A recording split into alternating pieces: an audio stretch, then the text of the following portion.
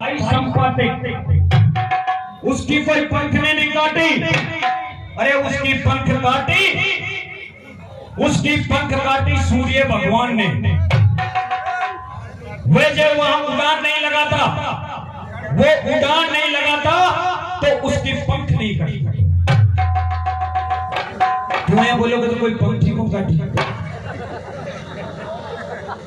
और मैं दुनिया मान सुन के हौसले से ये वही जंगल है राम सिंह, और वही अखाड़ा है और वही मेला है कि जिस समय यहाँ प्रकरण चल रहा था, हमारे बीच में गुरुजी ने कहा था कि सीता की खोज लगाने के लिए।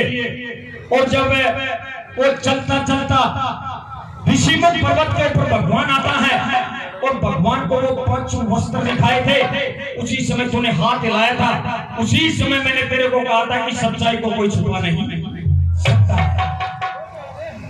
भक्तों, आपके बीच में कथा प्रसंग इसी प्रकार से था कि जब काट मुसंड का जिक्र, जयंत का जिक्र, वो तो सब उसके मन के अंदर भरा हुआ था। पर उसी समय उसने ये कहा था कि अब या 100 योजन पानी एने कौन पार लगावे, ए बेतरणी गंगा में कौन बढ़े और कौन इसको पार लगा करके और मां जनक तुम्हारी सीता का राम भगवान का पता बताए। तब उसी समय तुरंत जो है हाथ जोड़ करके और भगवान की नैया में तो कौन पार लगावे, पानी भी बजरंगी पिलावे और वैसे सुधी भी लगाओ तो बजरंगी लगाओ। परंतु उसके अंदर एक मोटा बंदेक है कि ये बजरंग जिस समय सप्तऋषि स्नान कर रहे थे, उसी समय इनको इतना बल था कि जब इसने जन्म लिया तो इसको यह भी पता नहीं था कि ये सूर्य भगवान कोई फल है और ये उगने वाला सूर्य है।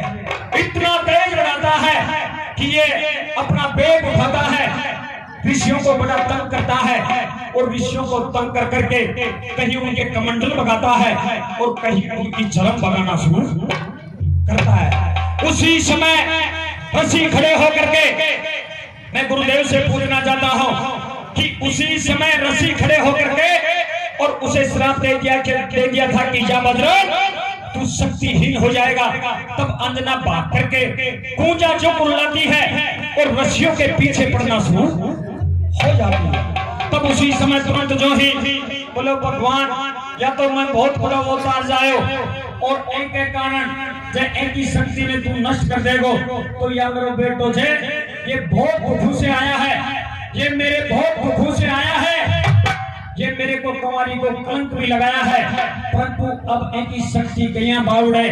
तब उसी समय कहता है कि जा मैं तेरे को वरदान देता हूँ कि जा बजरंग को कोई जनक कथा सुनाएगा तो इसका वो का वो फल आ जाएगा। उसी समय तुरंत जो ही बुलाई के ऊपर खड़ा होकर के और वो उस बजरंग को जब जनक कथा सुनाई जाती है कि एक समय ऋषियों का घाट लग रहा था प्रिया क्षेत्र के ऊपर, और जब वहां ऋषि नहाने के लिए आते हैं उसी समय इंद्र अखाड़ा से फुंची कस्तला नाम की अप्सरा आती है। अप्सरा आती समय ही वो बड़ी चंचल थी, मन की बड़ी अवहेलना थी, विठोल थी, उसका मन अपने काबू में नहीं था। उसी समय उन्होंने ऋषि के ऊपर पानी बगाना शुरू किया। उसी समय उसे श्राप दे दिया कि जा तू बंदरी।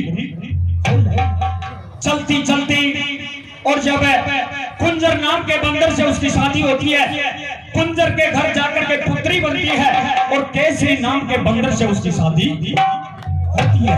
हे बजरंग,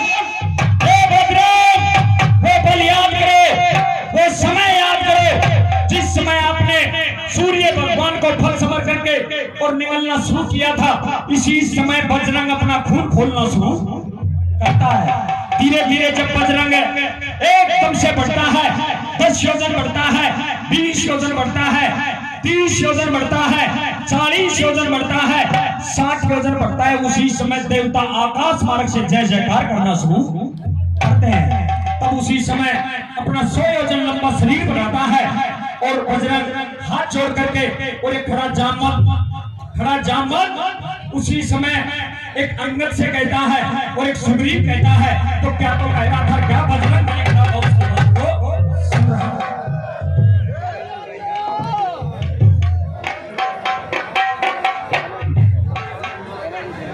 खोज है।